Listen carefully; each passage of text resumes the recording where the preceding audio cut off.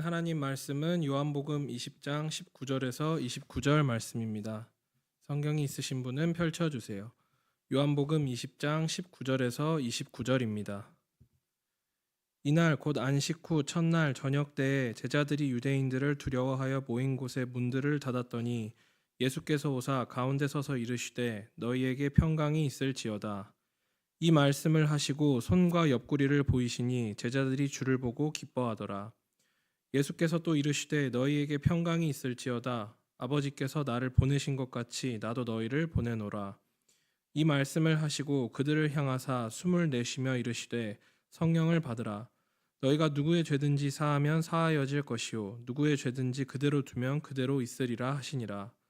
12 제자 중에 하나로서 디두모라 불리는 도마는 예수께서 오셨을 때에 함께 있지 아니한지라.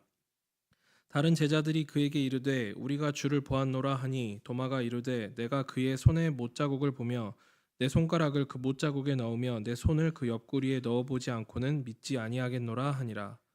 여드레를 지나서 제자들이 다시 집 안에 있을 때에 도마도 함께 있고 문들이 닫혔는데 예수께서 오사 가운데 서서 이르시되 너희에게 평강이 있을지어다 하시고 도마에게 이르시되 내 손가락을 이리 내밀어 내 손을 보고 내 손을 내밀어 내 옆구리에 넣어보라. 그리하여 믿음 없는 자가 되지 말고 믿는 자가 되라. 도마가 대답하여 이르되 나의 주님이시요 나의 하나님이시니이다.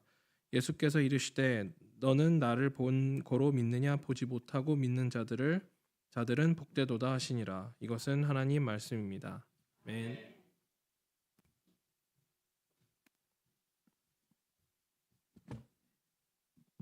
감사합니다.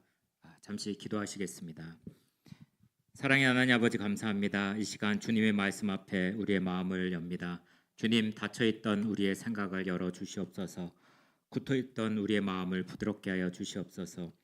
분주했던 우리의 영혼을 잠잠하게 하여 주시옵소서. 오늘 들려지는 말씀이 사람의 말이 아니라 하나님의 음성으로 들리게 하여 주시옵소서. 주님 우리 안에 있는 두려움을 먼저 만져주시고 멈춰있던 믿음을 깨워주시고 닫혀있던 삶의 문을 열어주시옵소서. 성령님 이 자리를 다스려 주시옵소서. 말하는 자와 듣는 모든 자의 마음을 붙드시고 말씀이 살아 움직이게 하여 주시옵소서. 주님 우리가 말씀을 듣고 끝나는 자리가 아니라 말씀으로 움직이는 교회가 되게 하여 주시옵소서. 이 모든 말씀 살아계신 예수 그리스도의 이름으로 기도드립니다. 아멘. 할렐루야. 할렐루야. 감사드립니다. 오늘 설교 제목을 함께 주보를 통해서 함께 읽어보면 좋을 것 같습니다. 화면을 보시던가 주보를 보시고요. 함께 읽어보겠습니다. 닫힌 문을 지나 움직이는 교회로 라는 말씀으로 오늘 말씀을 전해드리겠습니다. 문이 닫히는 소리는 때로는 클 때도 있고 크지 않을 때도 있습니다. 하지만 그 소리는 시간을 가를 수가 있습니다. 과거와 현재 그리고 머문 또한 이동 가운데 믿음이 있고요. 또한 두려움이 있을 수가 있습니다. 사랑하는 성도 여러분, 우리 교회는 시작한 지 얼마 된 교회일까요? 주보에 보시면 벌써 47년 전에 세워진 교회입니다. 47년이면 얼마나 긴 세월일까요? 한 세대가 지나고 또 한 세대가 이어지는 시간입니다. 그 시작을 한번 떠올려 보시기 바랍니다. 아무도 없던 자리에서 예배를 시작하는 사람들이 있었습니다.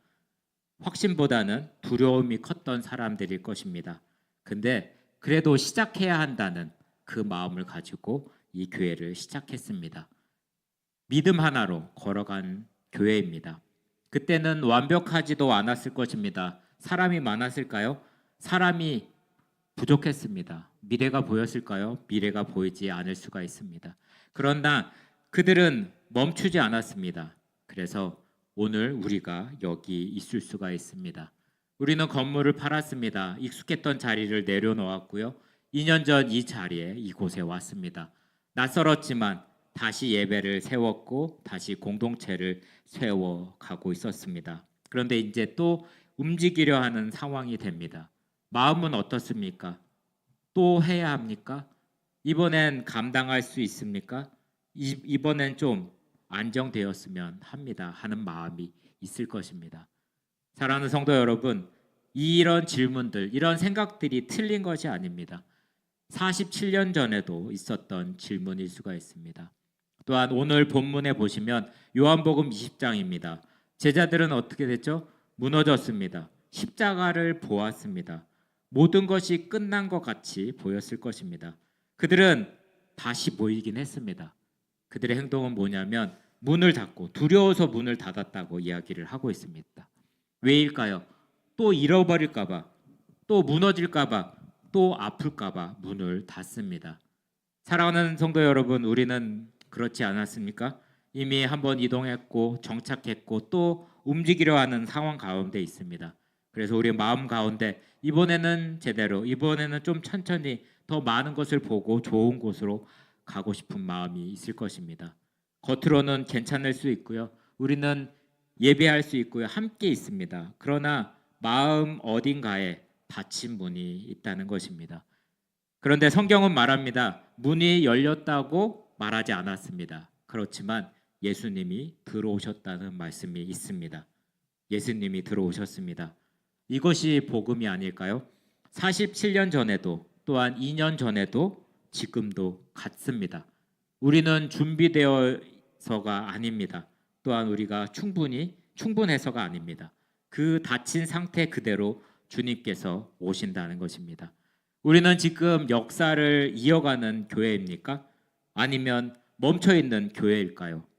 우리는 문을 붙잡고 있습니까? 아니면 주님을 맞이하는 교회입니까? 이 질문들을 생각하시면서 말씀을 보면 좋을 것 같습니다. 문은 닫혀 있습니다. 사람들은 그러나 함께 있었습니다. 그런데 아무도 움직임이 없었습니다. 왜 멈춰 있을까요? 화면에 한번 말씀 보시면 함께 읽어보겠습니다. 시작.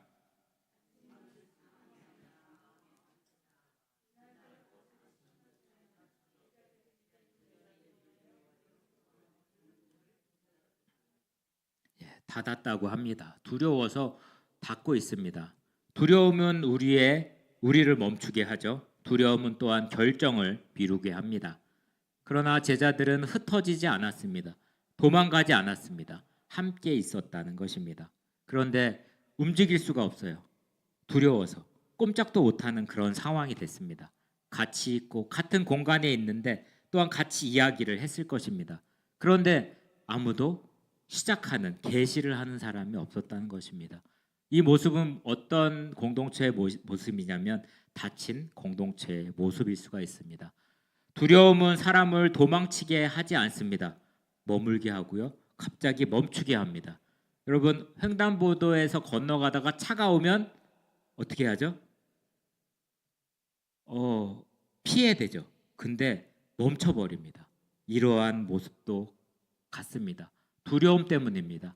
동물들이 길을 가다가 차가 올 때 어떻게 하죠? 몸이 움직이지 않는 상황이 많이 생깁니다. 두려움이란 것은 움직이는 것이 아니라 움직이지 못하게 하는 요인이 됩니다. 우리 교회도 마찬가지고 회의를 합니다. 논의를 하고 걱정도 많이 나눕니다. 그런데 아무것도 시작되지 않을 수가 있습니다. 우리는 어떤 교회일까요? 아주 바쁜 교회일까요? 아니면 멈춰진 교회일까요? 일이 많습니다. 항상 바쁘죠. 주일날 왔다가 또 예배 준비하고 밥 먹고 집에 가기 바쁜 그런 상황입니다. 결정할 때가 필요합니다. 하지만 또한 우리 가운데 멈춰져 있는 모습도 볼 수가 있습니다.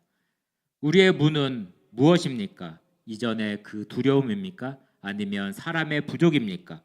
또한 실패의 두려움을 가지고 있습니까? 문은 밖에 있지 않습니다. 우리 안에 있습니다. 옆에 계신 분하고 이렇게 한번 말해보면 좋겠습니다. 문은 당신 안에 있습니다. 문은 당신 안에 있습니다. 예수님은 십자가에서 죽으셨습니다. 이거는 단순한 종교의 사건이 아닙니다. 공개적으로 많은 사람들이 다 보는 앞에서 친척들, 부모 그리고 제자들 앞에서 공개 처형을 당한 것입니다. 메시지는 무엇일까요? 너희도 예수님처럼 하면 이렇게 될 수 있다는 메시지입니다. 그래서 제자들은 실제 위험 속에 있었습니다. 그런데 더 중요한 것은 이미 들었습니다. 누가 어떤 소식을 들었을까요? 십자가에서 달리신 예수님 받고 예수님이 살아나셨다는 소식도 들었습니다. 그런데도 문을 닫았습니다. 살아났다는 소식을 듣기 전에 문을 닫은 게 아니라 소식을 듣고도 문을 닫았다는 것입니다. 왜일까요? 왜 문을 닫았을까요? 알고 있지만 믿어지지 않았기 때문입니다. 우리에게 아는 것과 움직이는 것은 아주 다른 관계에 있습니다. 이것이 가장 위험한 상태라고 할 수 있어요. 아는데 움직이지 않습니다. 여러분, 아는 게 맞나요? 행동하는 게 맞나요? 아는 것이 많을 것입니다. 창세기에 보시면 사람들은 두려우면 어떻게 하죠? 아담과 하와가 어떻게 했죠? 숨었죠. 네. 그리고 시편에서의 그 믿음은 어떻게 누구한테 숨는 믿음일까요? 다윗의 믿음. 누구한테 숨었을까요? 물건 뒤에 숨지 않습니다. 하나님 뒤에 숨는 것이 믿음입니다. 문제는 두려움이 아니고요. 어떻게 나가야 할 방향입니다. 사람 사이입니까? 우리는 어디로 숨고 있나요? 나의 가정, 나의 스펙, 나의 경제력 뒤에 숨습니까? 아니면 내가 하나씩 따져보는 그 계산 속에 숨어버립니까?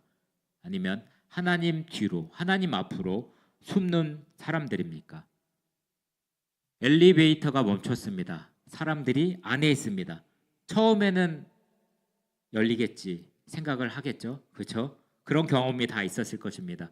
시간이 지나면 조용해지고 눈치를 살핍니다. 누가 뭘 비상벨을 누를까, 뭘 할까. 근데 아무도 버튼을 누르지 않습니다. 버튼을 누르면 해결이 되겠죠. 근데 기다리고 있는 경우가 참 많이 있습니다. 누르면 됩니다. 하지만 누르지 않겠습니다. 않고 있습니다. 왜냐하면 누군가가 하겠지. 내가 괜히 했다가 모든 책임을 내가 질 수도 있다는 생각에 하지 못하는 것입니다. 이것이 바로 닫힌 공동체가 될 수 있습니다. 같이 있지만 아무도 시작하지 않는 것입니다. 함께 읽겠습니다. 두려움은 문제를 키우지 않습니다.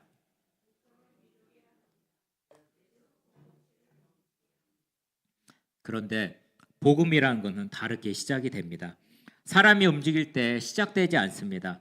하나님이 움직일 때 그것이 시작됩니다.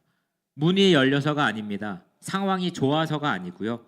닫혀있던 바로 그 순간 그 안으로 예수님이 들어오십니다. 그때 중심이 바뀌게 됩니다. 두 번째 말씀을 함께 좀 길지만 읽어보겠습니다. 시작. 하신 주님은 닫힌 공동체의 중심을 바꾸신다.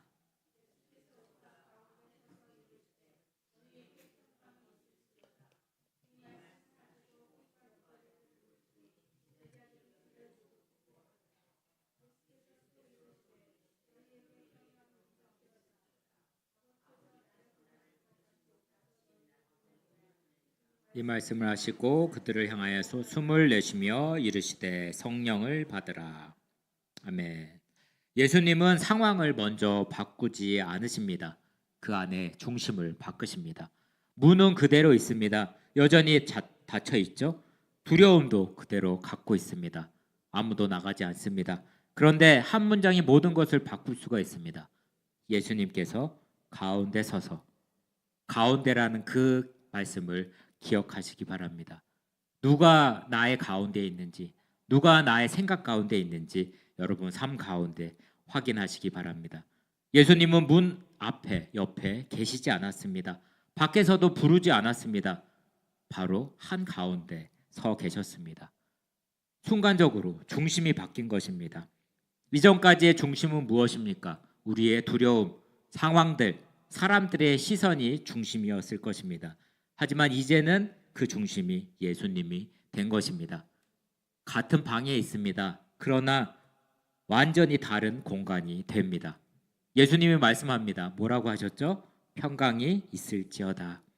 이것은 인사가 아니었고요. 위로도 아니었습니다. 우리의 현실의 선언을 말씀을 합니다. 지금 너희는 평강이다. 지금 너희 상태는 평강이라고 말씀하고 있습니다.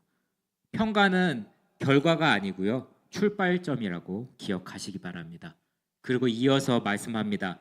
나도 너희를 보내노라. 평강이 있으면 그 다음엔 보냄을 받습니다. 회복이 있으면 그 다음에 사명이 있다는 것을 꼭 기억하시기 바랍니다. 평강이 없으면 보냄은 부담이 될 수밖에 없습니다. 평강이 있으면 보내면 사명이 될 수 있습니다. 지금 우리에게 부족한 것이 무엇입니까? 사람입니까? 아니면 시간입니까? 그렇지 않을 것입니다. 우리의 중심일 것입니다. 누가 중심에 있습니까? 누가 무엇이 중심입니까? 유대인들에게는 많이 들었던 샬롬이라는 것이 있습니다. 그 샬롬은 단순한 인사가 아니었습니다. 관계의 회복이고요. 질서의 회복, 또한 하나님과의 화목이라는 것을 기억하시면 좋을 것 같습니다. 옆에 계신 분하고 샬롬 한번 인사해 보시기 바랍니다. 네. 보시면서 샬롬 하시면 좋겠습니다. 이것이 관계의 회복이고요. 그냥 안녕 평안하신지가 아닌 더 깊은 관계에 있습니다. 관계가 회복되고요. 질서가 회복되고 또한 우리의 사람 관계뿐만 아니라 하나님의 관계도 회복이 된다는 것을 기억하시기 바랍니다. 존재 전체의 회복이 이 샬롬이란 단어 안에 있습니다. 그래서 예수님의 말은 괜찮아질 거야라고 한 것이 아니고 이미 맞춰졌다는 사인을 하게 됩니다. 또 말씀합니다. 보낸다는 말씀을 하게 됩니다. 이거는 부탁일까요? 명령일까요? 권위의 위임일까요? 권위의 위임입니다.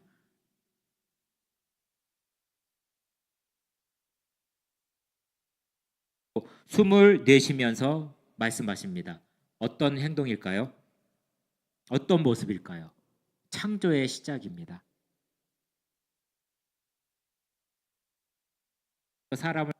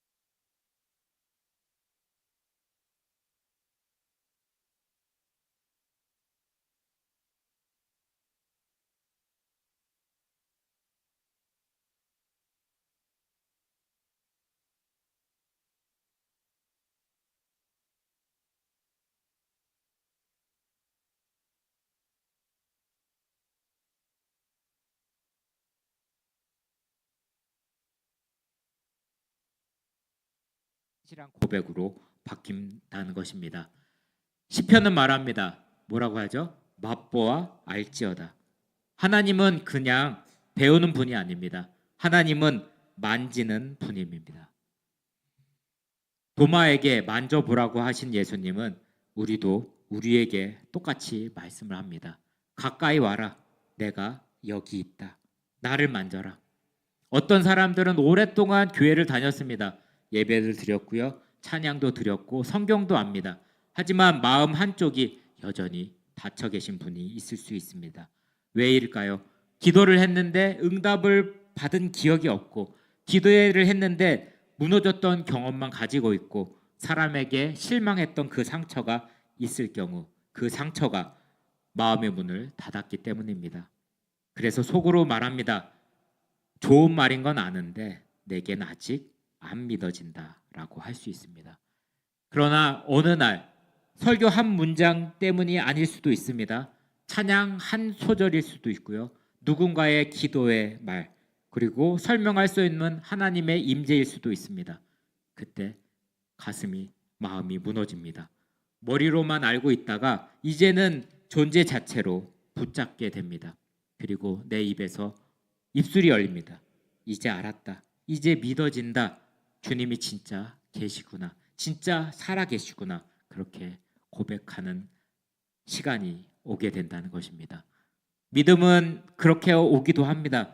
논리의 계단을 밟고 오는 것이 아니라 만남의 순간에 가슴이 먼저 무너지고 그 다음에 입술이 열린다는 것입니다.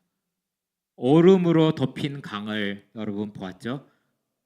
호수가 참 많이 있죠. 미네소타에는 몇 개의 호수가 있다고 하죠? 10,000개 이상 있을 것입니다. 겨울에는 어떻게 되죠? 아주 두껍게 얼어서 차들도 다니고요.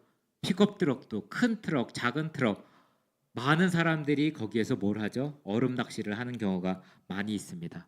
근데 봄이 오면 어떻게 되죠? 네, 봄이 오면 특징이 뭐냐면 햇빛이 강해집니다. 그 햇빛이 얼음을 어떻게 하죠? 하루에 녹이지 못합니다. 그저 비춰줍니다. 끊임없이 비춰주고요. 밤에도 낮에도 계속 비춥니다. 그러다가 어느 날 얼음이 사라진 것을 보게 될 것입니다. 예수님의 임재도 이와 같을 수가 있습니다. 예수님은 억지로 깨지 않습니다. 그 빛이 억지로 깨나요? 자연스럽게 깬다는 것입니다. 없어지게 한다는 것입니다. 대신 예수님의 빛이 우리 가운데 가까이 오십니다. 빛을 비추고요. 마침내 내 마음이 무너지게 되고 평강 가운데 임할 수 있게 된다는 것입니다. 혹시 화면에 나오는 구절이 있으면 함께 읽도록 하겠습니다. 의심은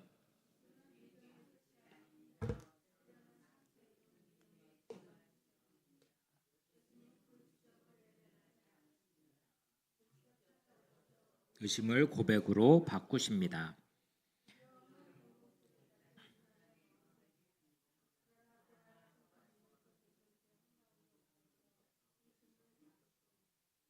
그리고 의심 속에 있는 사람까지 다시 만나 결국 나의 주님, 나의 하나님이라는 고백으로 이끄십니다. 아멘. 나는 제자들처럼 닫힌 문 안에 머물러 있습니까? 나는 도마처럼 마음 한쪽이 아직 닫지 않은 상황에 있습니까? 괜찮습니다. 말씀은 이렇게 합니다. 주님은 닫힌 문 앞에 멈추지 않으시고요. 믿음하는 사람 안에 그 사람을 포기하지 않는다는 사실을 기억하시기 바랍니다. 예수님은 두려움 속에 공동체 가운데 서시고 상처 입은 개인 앞에 다시 찾아와 주신 것을 기억하시기 바랍니다.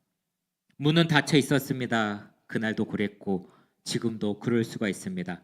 닫힌 문, 닫힌 마음, 그런데 예수님께서 들어오셨다는 사실이 아주 중요합니다.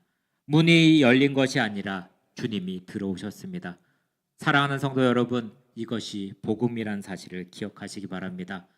닫힌 상태 그대로 주님이 우리 가운데 오십니다.